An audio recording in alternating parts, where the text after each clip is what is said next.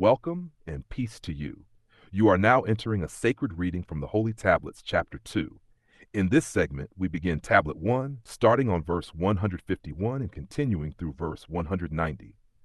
These verses recount the early divisions among the Anunnagi, the conflict between Enlil and Enqi, the establishment of cities, laws, and rulership, and the conditions that led to unrest and revolt on the planet Chi, called Earth. This is a direct reading from the Holy Tablets, Chapter 2, by Dr. Malachi Z. York, preserved and shared for study, reflection, and overstanding. As you listen, allow the words to speak for themselves. Follow closely, and receive the knowledge as it was written. Chapter 2, El Jarutat the Slaves.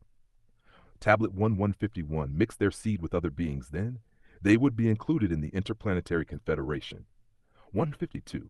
However, whatever decisions Enlil made, Enqi disagreed with. This caused chaos on Chi.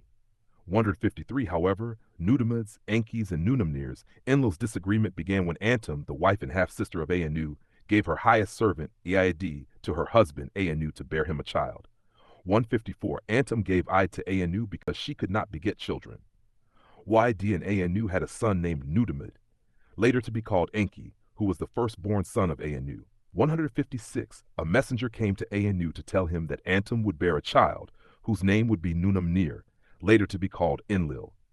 157. Antum had given birth to Enlil, and after some time, Antum became jealous of Eid's relationship with Anu, so she asked Anu to put Eid and her child out.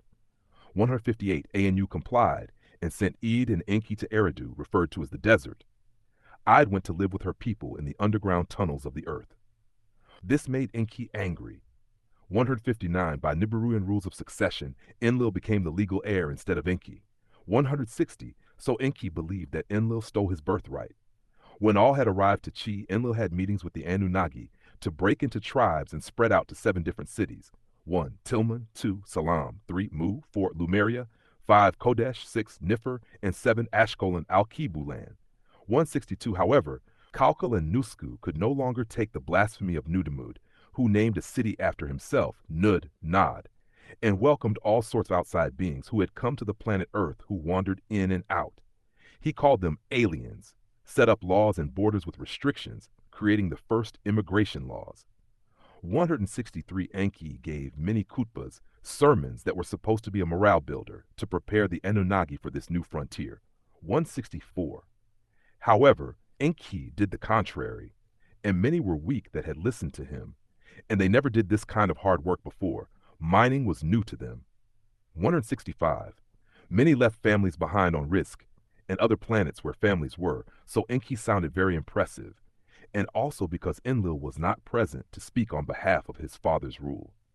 Enqi utilized the migration of Anaktes, who were the giants in the earth, as well as warriors. Enqi made them his Lugul's warlords and head of his own police department. They robbed village after village, confiscating the wealth. 167. This police department even harassed Nusk and Kalkal. 168. So the 600 that came to Chi now broke up into 2 groups of 300 each, male and females. 169. Those who followed Enqi, who was surrendering himself to Hindu deities called Leviathan, and surrendering to their customs and traditions, and even went as far as to raise the grotesque Ishtar, also called Inanna, to be a supreme deity called Sing, or Sin. You had those who followed Tablet 1, 171, the ruler Enlil. 171. Once Nusk and Kalkal could no longer take the things that Enqi was doing, they moved on, ship after ship, until they found open plains in the Sinai Peninsula. 172. There they landed and proceeded further north to set up 7 cities. They were called 1. Tilman, 2. Salam, 3. Mu, 4. Lumeria, 5. Kodesh, 6. Nippur Niffer, the 2nd city, and 7. Ashkul and Alkabu land. 173. The city Nippur was also called Nibruki, and it was ruled by Enlil. It was the most important city and considered the navel of the earth. 174. This is where he built the Durga sacred chamber, where he kept the tablets of all, the Akasha records, and the Duranki, bond of heaven and earth. 175. The Duranki was a communication satellite station built to be used as a bond between the Anunnagi living on the planet Chi Earth and those that manned the craft Nibiru, the Igigi. 176. He also built a place called Larsa, meaning seeing the red light, to keep close relationship between the Anunnagi and the Igigi. 177. The Igigi are the beings that stayed in the skies and manned the craft Nibiru when the Anunnagi came down to Chi, Earth. 178. The word Igigi means those who stayed in the skies, and the Sumerians translate it as those who see and observe. 179. The Igigi remained in constant orbit around the planet Tiamat Earth, acting as intermediaries between Earth and Nibiru.